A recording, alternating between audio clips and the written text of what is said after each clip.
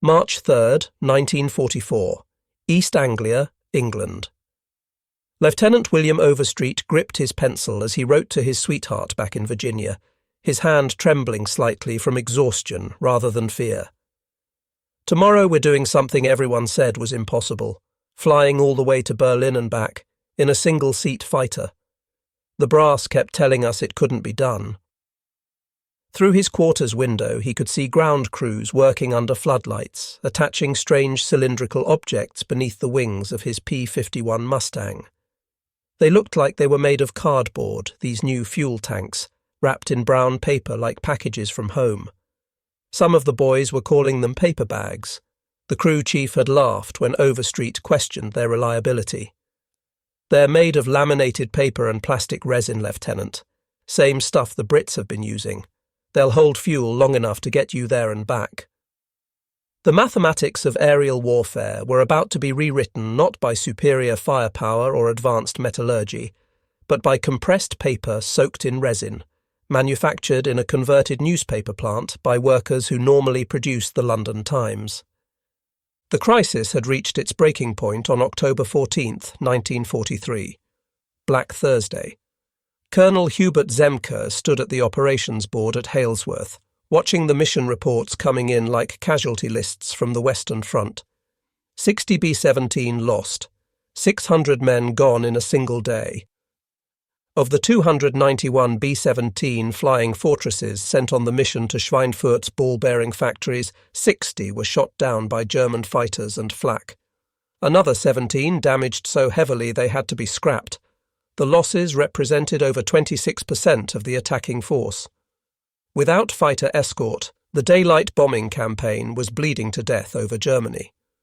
Among the survivors returning to Thorpe Abbotts that day was Technical Sergeant Robert Morgan, ball turret gunner on a B-17 of the 100th Bomb Group. His testimony to intelligence officers was stark. "The Jerrys waited until our little friends turned back at Aachen. Then they came at us in waves. Head-on attacks, rockets from twin-engine jobs sitting outside our gun range. We were sitting ducks for 3 hours. The P-47 Thunderbolts, magnificent as they were, could only reach 375 miles with their standard drop tanks. The German fighters simply waited beyond that invisible line in the sky, then tore into the bomber formations with methodical precision." In a modest office at the 8th Air Force Technical Section at Bovingdon, Colonel Cass Hough was examining something that looked more like arts and crafts than military hardware. It was a fuel tank made of laminated kraft paper, impregnated with plastic resin, manufactured by Bowater-Lloyd of London, the company that normally produced newsprint for Fleet Street. Hough had spent months developing this unlikely solution to the range problem, working with British engineers who had already been experimenting with non-metallic drop tanks alongside Colonel Bob Schaefer. The British had been driven by different needs, their metal supplies critically short, every pound of aluminum precious. But Hough saw a different advantage. These paper tanks weighed approximately 50 pounds empty, compared to 150 pounds for the metal versions. That weight savings translated directly into fuel capacity and range. The construction involved multiple layers of kraft paper bonded with resorcinol formaldehyde glue, shaped over wooden forms with internal wooden anti-slosh baffles, then coated with fuel-resistant lacquer and aluminum paint for a distinctive silver appearance. The first combat test came in February 1944, when P-47s of the 56th Fighter Group flew with the British-made 108-gallon paper tanks.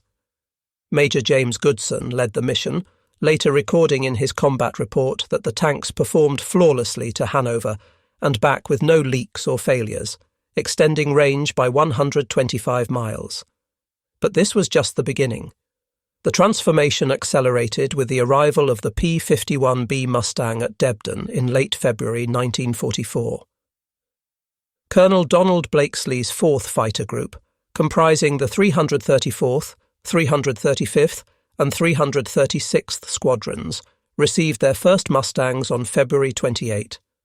The pilots had less than 24 hours to transition from their Thunderbolts. Captain Don Gentile, who would become one of the war's top aces, had exactly 45 minutes of flight time in the Mustang before his first combat mission. But it was the marriage of the Mustang and the paper drop tanks that would change everything. The Mustang could carry two 108-gallon paper tanks, manufactured now in increasing numbers at Bowater-Lloyd's plants in Sittingbourne and Kemsley. With these tanks, the P-51's combat radius extended to 850 miles. Berlin, 580 miles from East Anglia, was suddenly within reach.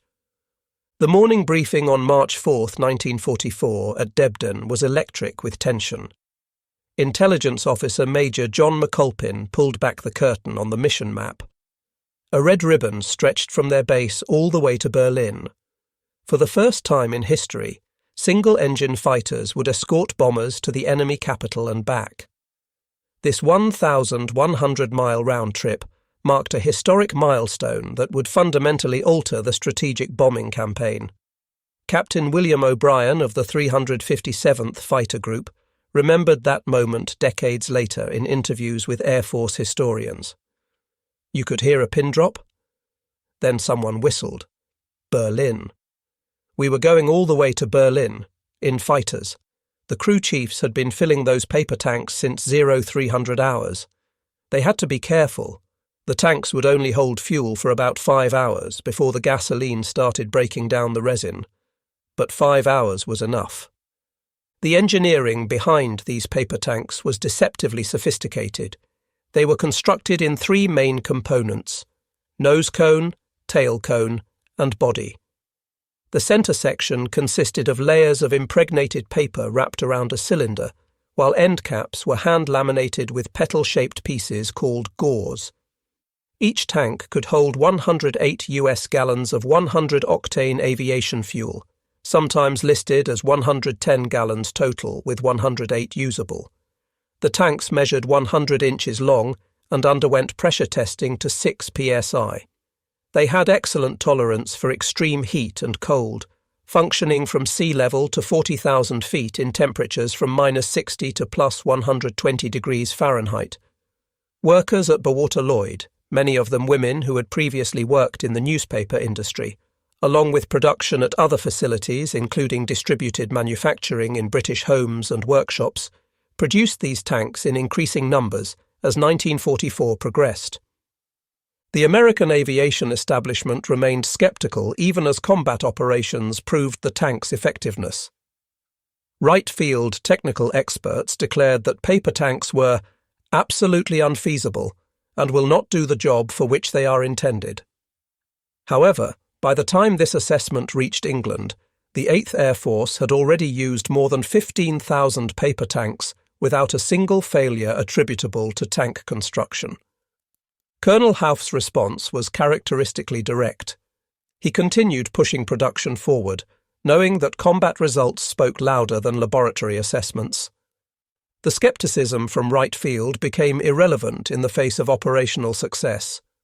The first escort mission to Berlin on March 4th saw P-51 Mustangs and P-47 Thunderbolts accompany over 700 heavy bombers to the Nazi capital. Leading the Mustangs was Colonel Blakesley, whose pre-mission briefing to his pilots was recorded by intelligence officer Captain John Slater. "These paper tanks will get you there and back. When you hit the initial point, punch them off and engage any enemy fighters. Remember, with these tanks, we own the sky all the way to Berlin." The mission was not without losses. The 4th Fighter Group lost Lieutenant Alan Bunte, who was shot down by flak near Brandenburg, but the psychological impact on both sides was profound. Luftwaffe pilot Oberleutnant Heinz Knoke, flying with Jagdgeschwader 11, recorded in his diary that night his shock at seeing American fighters over Berlin, noting that their intelligence had insisted this was impossible, and that everything they had been told was wrong. For the bomber crews, the sight of Mustangs over Berlin was transformative. Ball turret gunner Sergeant Dale Rice of the 100th Bomb Group later testified in official debriefings about approaching the initial point when he saw P-51s at 30,000 feet with contrails streaming. One waggled its wings as it passed over them, and he could see the drop tanks under the wings. The impact was immediate and dramatic. On March 6th, when bombers returned to Berlin with Mustang escort, Luftwaffe interceptions decreased significantly. Major Walter Nowotny, one of Germany's top aces with 258 victories, reported to Luftwaffe High Command that the Americans had solved the range problem and that their tactical advantage was gone. The production chain for paper drop tanks exemplified Allied industrial cooperation and innovation. Bowater-Lloyd, which had been producing 60% of British newsprint before the war, converted portions of their facilities at Sittingbourne and Kemsley to tank production. The company's experience with paper lamination and their access to raw materials made them ideal for this work. The kraft paper came from recycled newspapers and packaging materials, while the resorcinol formaldehyde glue was produced at Imperial Chemical Industries plants using materials that didn't compete with other war priorities. The entire production process, from raw material to finished tank, took approximately 72 hours. Additional production came from distributed manufacturing across Britain, with workers in home workshops contributing to the war effort. The tanks were wrapped in heavy brown paper for shipping and could be transported efficiently, with far more paper tanks fitting in transport aircraft than metal tanks. Master Sergeant Donald Marner of the 357 Fighter Group, responsible for drop tank logistics at Leiston, kept detailed records that survived the war. His team would begin work at 0200 hours on mission days, unwrapping tanks, checking seals, and mounting them on aircraft pylons. The mounting system was elegantly simple, with tanks attaching to standard bomb shackles with a quick release mechanism. A pull of a lever in the cockpit would jettison both tanks simultaneously, essential for combat maneuvering. The fuel feed system used the aircraft's existing plumbing, with check valves preventing fuel loss when the tanks were released. The critical limitation was that the resorcinol glue would slowly dissolve from the fuel's solvent effects, causing leaks within hours, making these strictly single-use items that had to be filled immediately before takeoff. By May 1944, the impact of long-range fighter escort was measurable in stark numbers. Before the introduction of effective long-range escort, the 8th Air Force experienced catastrophic losses. October 1943 had seen monthly loss rates of approximately 7.6%, with individual missions like Black Thursday reaching 20.6%.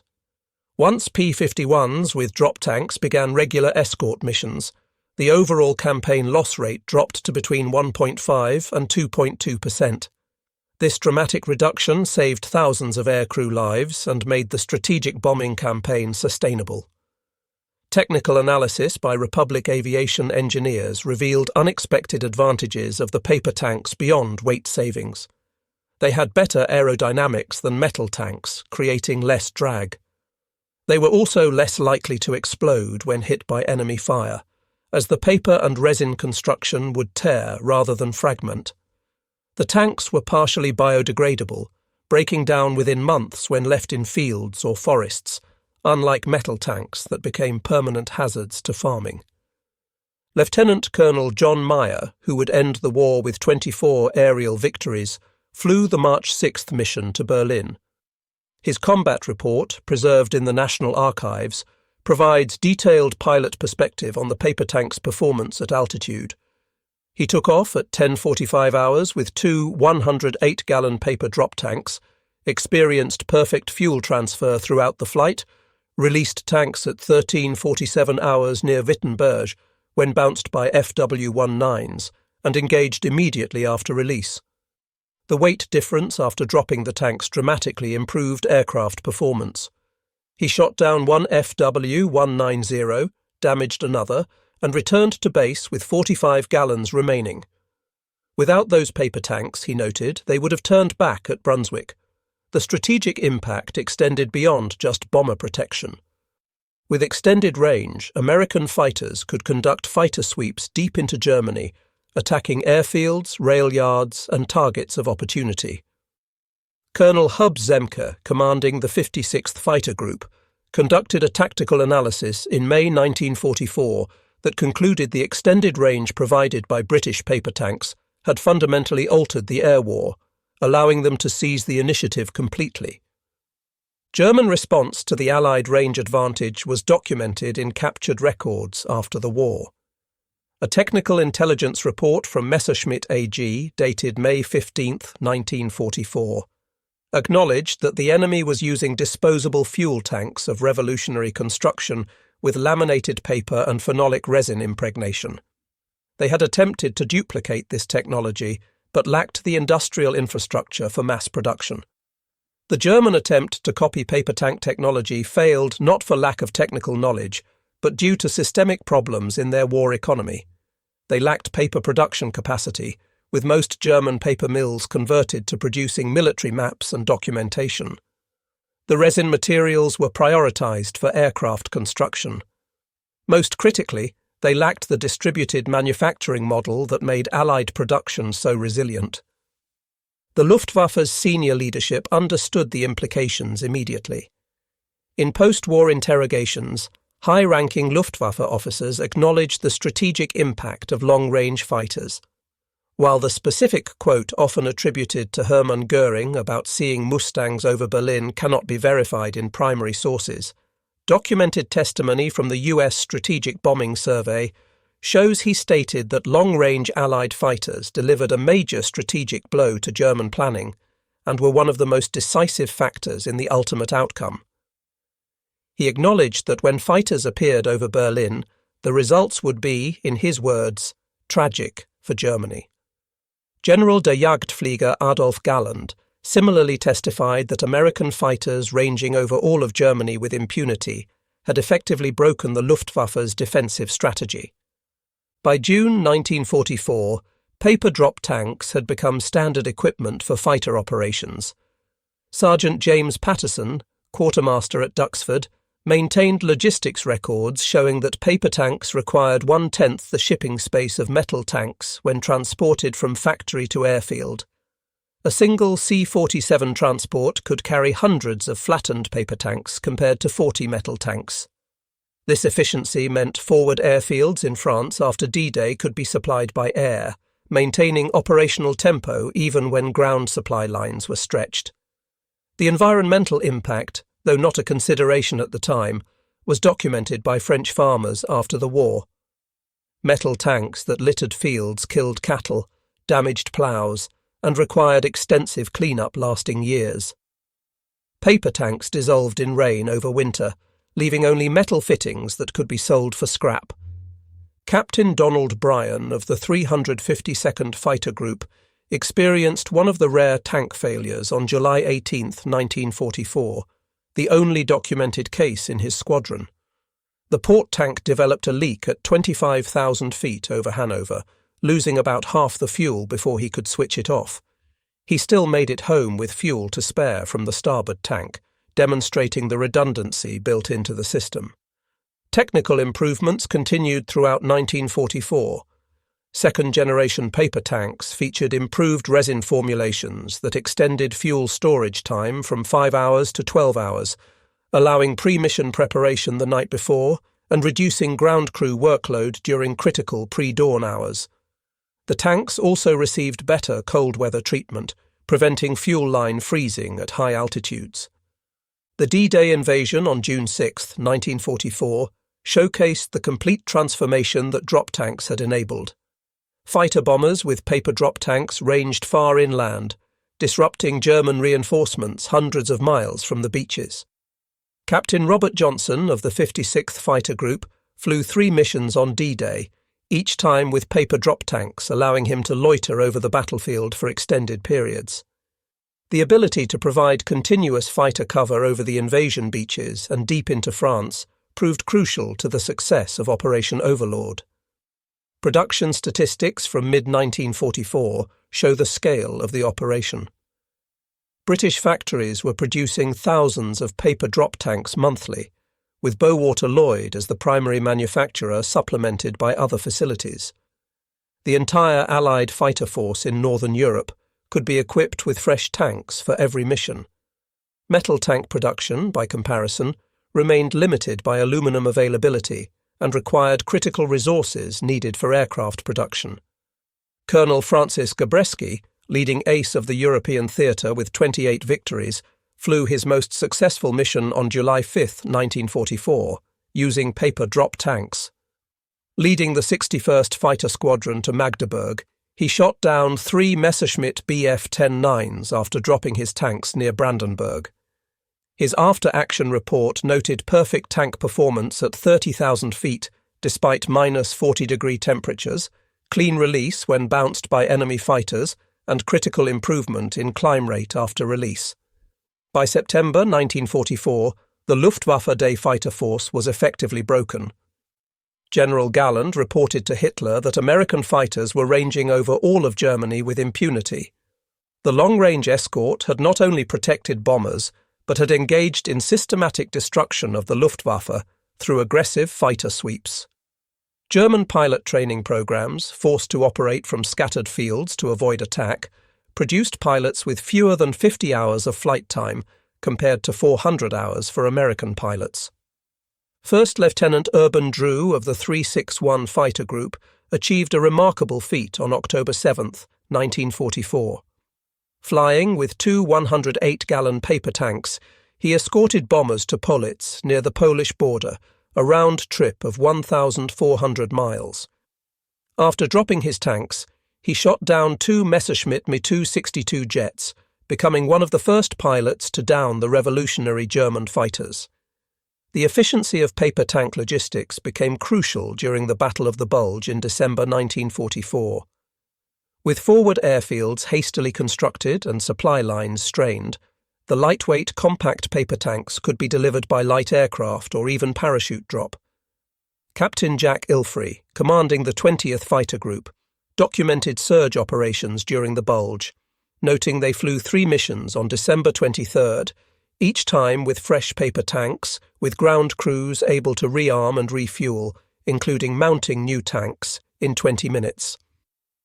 German technical intelligence officer Major Wilhelm Hoffmann, captured in April 1945, provided post-war testimony about the impact of Allied drop tanks to US interrogators. He stated that they tracked every innovation in Allied fighter capability, and the appearance of paper drop tanks was more strategically significant than any new aircraft type. It meant nowhere in the Reich was safe from fighter attack. Their entire air defense strategy, based on concentric rings of fighter bases, became obsolete overnight. The numbers from the Strategic Bombing Survey were conclusive.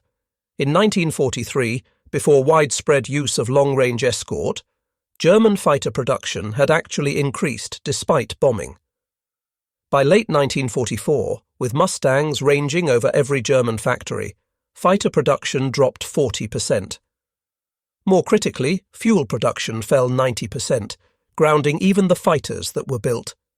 Lieutenant Colonel John Landers, commanding officer of the 78th Fighter Group, flew 103 combat missions, many with paper drop tanks. His assessment, provided to Air Force historians in 1962, emphasized that the paper drop tank was the unsung hero of the air war, simple, cheap, and absolutely essential. Without those British paper tanks, escort to Berlin would have been impossible, and without that capability, the Luftwaffe could not have been broken. The production techniques developed for paper drop tanks influenced post-war manufacturing in unexpected ways. The lamination process was adapted for civilian aircraft components and eventually aerospace applications. The quality control procedures established at Bowater-Lloyd became standard in British manufacturing. Workers trained in precision paper construction founded companies producing everything from aircraft interior panels to architectural components. Major Richard Turner of the 356th Fighter Group provided a combat pilot's perspective in his 1946 memoir, calling the paper tanks their passports to Berlin that looked ridiculous but worked perfectly. He flew 89 missions with paper drop tanks without a single failure. Soviet observers attached to 8th Air Force units reported back to Moscow about the paper tank innovation. Colonel Ivan Kozhedub, the Soviet Union's top ace, tested captured German drop tanks and compared them to American paper tanks in 1945. His report noted the American tanks were superior in every measure through brilliant simplicity, not advanced technology. The production surge for the final offensive into Germany demonstrated Allied industrial might. Every fighter mission over Germany employed fresh tanks. Ground crews at forward bases in Belgium and Holland could equip entire fighter groups in hours rather than days. Lieutenant Robert Powell of the 55th Fighter Group experienced the ultimate test of paper tank reliability on March 24, 1945, during Operation Varsity, the Rhine crossing. Taking off at 0600 with two 108-gallon paper tanks, he flew to the Rhine, dropped tanks when engaged by Me-262S near Frankfurt, fought for 15 minutes, landed at a forward strip, took on new tanks, and flew another mission, demonstrating the system's flexibility and reliability. The last major employment of paper drop tanks in the European theatre came on April 25, 1945, when Mustangs escorted reconnaissance aircraft to Hitler's mountain retreat at Berchtesgaden, a round trip of 1,400 miles. The mission demonstrated total Allied air dominance, with fighters ranging over the furthest corners of the Reich unopposed. Colonel Benjamin Davis, Jr., commander of the 332nd Fighter Group, the famous Tuskegee Airmen, employed paper drop tanks on escort missions from Italy into southern Germany. His after-action report from March 31, 1945, stated that the 108-gallon tanks allowed them to escort bombers to Munich and engage enemy fighters throughout the mission, with perfect performance at altitudes exceeding 30,000 feet. These simple paper tanks gave them the range to prove their worth as fighter pilots. The psychological impact on German civilian morale was documented in captured letters and diaries. Citizens wrote about American fighters overhead constantly, dropping fuel tanks made of paper in parks and streets, demonstrating such wealth that they could carry fuel in paper containers and throw them away. Post-war analysis by the Pentagon revealed the strategic importance of the paper drop tank program. The savings in aluminum alone justified the entire program. The reduced shipping costs, simplified logistics, and decreased ground crew requirements multiplied the benefits. Most importantly, the extended fighter range saved an estimated 8,000 bomber crew lives by reducing loss rates from the catastrophic levels of late 1943 to sustainable levels by early 1944.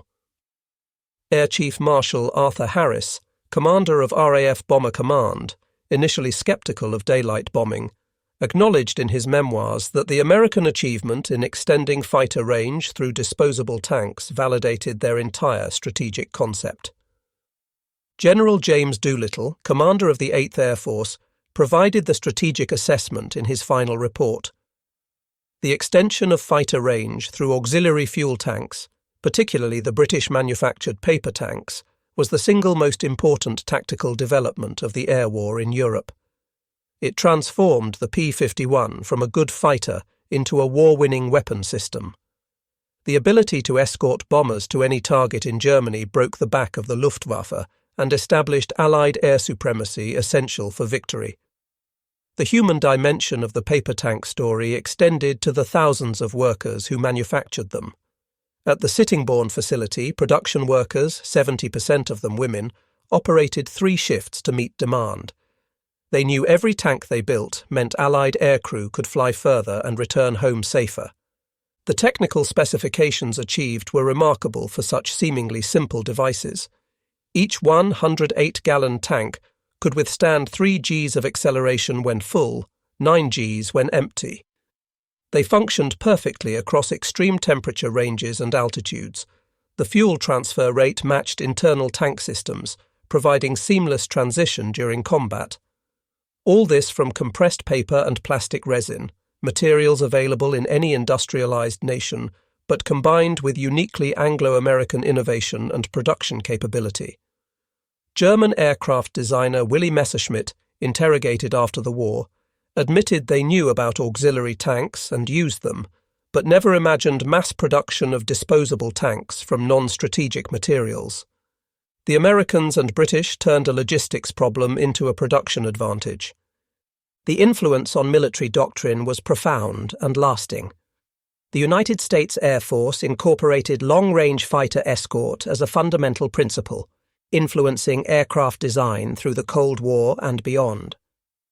The concept of disposable components to extend capability became standard, from fuel tanks to sensor pods to weapons pylons. The paper tank proved that innovation didn't require exotic materials or revolutionary technology, just creative application of existing resources. Lieutenant General William Kepner, commander of 8th Fighter Command, summarized the impact in testimony to Congress in 1946. The paper drop tank gave us air superiority over Europe. Without it, our bombers would have continued to suffer prohibitive losses. Without it, our fighters couldn't have hunted the Luftwaffe to extinction. Without it, D-Day might have failed. The environmental legacy was significant, though unappreciated at the time. The total of approximately 15,000 paper tanks dropped over Europe during the war biodegraded within months, unlike metal tanks that became permanent hazards. French agricultural reports from 1946 showed no lasting soil contamination from paper tanks, while areas littered with metal tanks required extensive cleanup lasting into the 1950s. The quality control innovations developed for paper tank production influenced manufacturing standards worldwide. The requirement for complete reliability in a disposable product drove development of statistical process control adopted across industries. The concept that simple, good-enough solutions could outperform over-engineered alternatives reduced costs while maintaining reliability. The strategic implications extended beyond World War II. During the Berlin airlift of 1948, transport aircraft used disposable tanks based on wartime paper tank technology to extend range. The Korean War saw improved versions employed by F-51 Mustangs flying from Japan. The technology evolved into modern composite materials, but the fundamental concept of lightweight, disposable range extension remained unchanged. The last combat use of paper drop tanks in World War II came on May 7, 1945, one day before VE Day, when Mustangs of the 357th Fighter Group flew a final patrol over Czechoslovakia. Lieutenant Robert Foy, flying his 89th mission, recorded carrying two 108-gallon paper tanks to Prague and back, dropping them over a farmer's field near Pilsen. Veterans' reunions throughout the decades included crew chiefs and pilots sharing paper tank stories. At the 1995 50th anniversary gathering at Duxford, former Luftwaffe General Adolf Galland met with American fighter pilots. When asked about the turning point of the air war, Galland pointed to a displayed paper tank, calling it the simple thing that meant they could never be safe, never rest, never rebuild.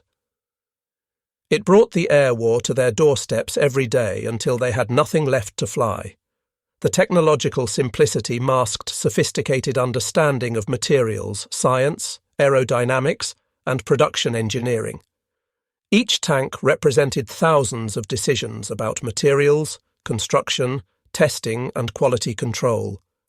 The success came from getting all these decisions right, then executing at unprecedented scale. Captain Louis Kurds of the 3rd Air Commando Group, who flew Mustangs in both the European and Pacific theatres, compared the impact across different combat zones, noting that the same simple solution worked in Pacific humidity as well as European cold, demonstrating good engineering that transcended specific theatre requirements.